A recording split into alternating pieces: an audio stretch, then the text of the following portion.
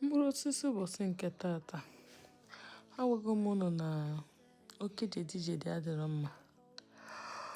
Egote oroma gị ka ị wee kwakọọ mmiri oroma gị ka ị ga na-aṅụ ya. Ọ na-agbacha gị jedijedi oke shuga dị n'arụ. Ịṅụtụkwanụ shuga litu shuga, ime ụmụ ihe ndị a ṅụọ. Ọ na-enyere aka sachachaa gị liva, sachaa gị kidney gị. Ọ na-egbuke ka ọkụ. Ọ na-egbuke ka ọkụ.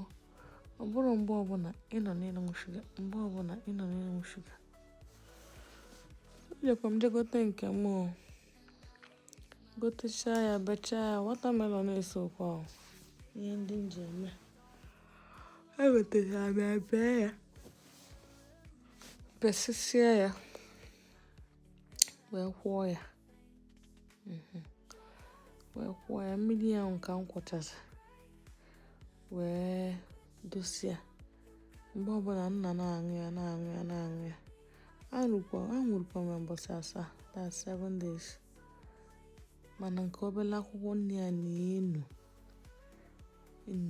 ezigbote enu. O chenjiri otu esi ihe niile a. Mana ọ maka so mbọsị ahụ emere m ụzọ abụọ dị iche iche ka m ji wee mee ya mbọsị ahụ. O nwekwara m juicer. Ihe dị extracted mmiri from ụmụ ihe juicer.